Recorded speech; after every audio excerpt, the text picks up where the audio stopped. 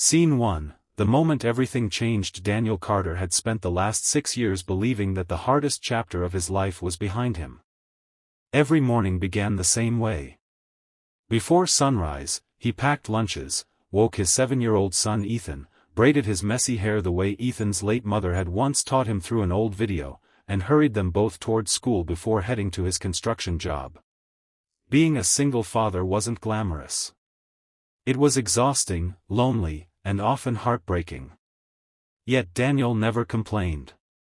Ethan was his entire world. There was only one thing Daniel never talked about: the faded compass tattoo on the inside of his left wrist. Everyone assumed it was just another meaningless design from his younger years, but to Daniel, it was a promise. Years ago, he and the love of his life, Claire, had gotten matching compass tattoos during a summer road trip.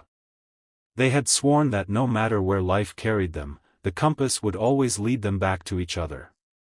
But life had other plans. One rainy night, Claire disappeared after boarding a bus to visit her estranged family. The bus crashed into a river during a terrible storm. Several passengers were never found. Claire was declared legally dead. Daniel never removed the tattoo. He couldn't. Because every time he looked at it, part of him still believed she was somewhere out there. That Saturday afternoon, Ethan begged him to take him to the city's annual children's charity carnival. Daniel almost said no. Bills were piling up. His truck needed repairs. He had worked 60 hours that week. But Ethan hadn't smiled much lately. So Daniel borrowed $20 from the emergency jar and drove them to the park. The carnival overflowed with music, balloons, food trucks, laughing children, and colorful tents stretching across the green fields. For the first time in weeks, Daniel relaxed. Ethan raced toward the obstacle course while Daniel waited nearby with a cup of lemonade. Then he heard tiny footsteps behind him. "Daddy?" Daniel turned automatically. Instead of Ethan, 4 little girls stood staring at him. They couldn't have been older than 8. They looked almost identical, matching curly brown hair, bright hazel eyes, freckles sprinkled across their noses. The oldest stepped forward. "Mr." Daniel smiled politely. "Hi there." She pointed directly at his wrist. "Our mommy has that tattoo too." Daniel chuckled. "Lots of people have compass tattoos." The youngest shook her head firmly. "No." She reached toward his arm. "The exact same one." Daniel looked down. His heart skipped. The tattoo wasn't just a compass. Tiny initials were hidden beneath one corner. DC plus CM. No one noticed them unless they looked closely. The little girl spoke again. "Our mommy says tattoos tell stories." Daniel forced a smile. "Who's your mommy?" The 4 girls exchanged excited glances. Before they could answer, someone called from behind. "Girls! Stay together." Daniel looked up. A woman was walking through the crowd carrying bags of cotton candy. She wore sunglasses despite the cloudy afternoon. A baseball cap hid most of her dark hair. From this distance, Daniel couldn't see her face clearly. The girls waved enthusiastically. "Mom!" Daniel's pulse quickened for reasons he couldn't explain. The woman smiled warmly at the girls but froze the instant her eyes landed on Daniel. Everything stopped. The carnival sound seemed to disappear. The woman stared at Daniel's wrist. Daniel stared back. His breathing became uneven. The woman instinctively pulled down the sleeve of her sweater as though hiding something. Too late. For one brief second, Daniel had seen it. A faded compass tattoo. In exactly the same place. His knees nearly buckled. Impossible. Claire? No. It couldn't be. Claire had been gone for 6 years. The woman quickly recovered. She smiled politely. "I'm sorry if my daughters bothered you." Daniel couldn't speak. His mouth had gone dry. The oldest girl frowned. But Mommy. You have the same picture. The woman gently interrupted. Girls, let's go. But, now. Her voice wasn't angry. It was frightened. The four little girls reluctantly followed her. Daniel watched them disappear into the crowd. His hands began shaking uncontrollably. Every logical part of his mind screamed that it was impossible. Thousands of people had compass tattoos. Coincidences happened. But not like this. Not with the hidden initials. Not with the way she'd reacted. Not with those eyes. Those eyes. Claire had always smiled with her eyes before her lips. So had that woman. Daniel felt Ethan tugging his jacket. Dad? Daniel looked down. You okay? Daniel swallowed hard. He couldn't finish. His gaze searched desperately through the crowd. The family was already gone. Vanished among hundreds of carnival visitors. Daniel stood frozen. Then Ethan pointed toward the exit. Dad. Daniel looked. The youngest girl had turned around one last time. She waved happily. Then shouted loudly enough for everyone nearby to hear. Bye, Tattoo Daddy. People laughed. Daniel didn't. Because just before disappearing through the gate, the little girl added one sentence that made the blood drain from his face. Our mommy cries every time she looks at hers. Daniel couldn't breathe. His legs finally gave way, and he dropped onto a nearby bench, staring helplessly toward the crowded exit. For 6 years, he had mourned a woman he believed was gone forever. Now 4 innocent little girls had shattered that certainty with a single sentence. Somewhere beyond those carnival gates walked a woman carrying the same promise he still wore on his wrist. And whether she was Claire, or someone connected to the greatest mystery of his life, Daniel knew one thing with absolute certainty. This was no coincidence.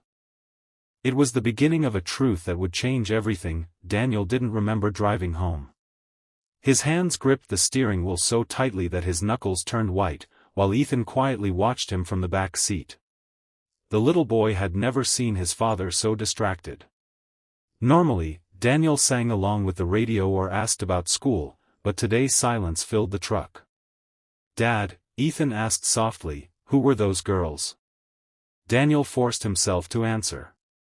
I don't know, buddy. But they knew your tattoo. I know. And their mom had one too. Daniel looked into the rearview mirror and managed a weak smile. Sometimes strange things happen. Yet deep inside, he knew this wasn't just strange. That night, after Ethan had gone to bed, Daniel climbed into the attic and searched through old storage boxes. Dust covered everything, but eventually he found the small wooden chest he hadn't opened in years. Inside were faded photographs.